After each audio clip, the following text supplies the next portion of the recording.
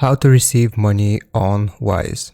So open the main page of Wise, and right here first we have to select the currency that we want to receive money in.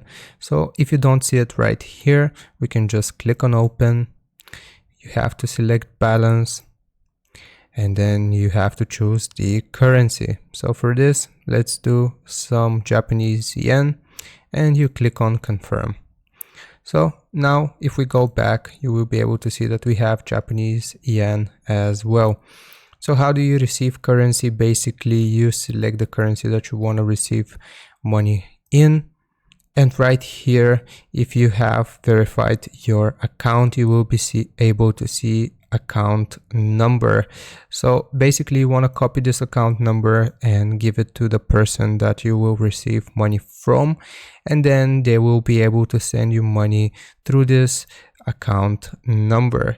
So hope this video was helpful. Don't forget to like and subscribe, and I'll see you next time.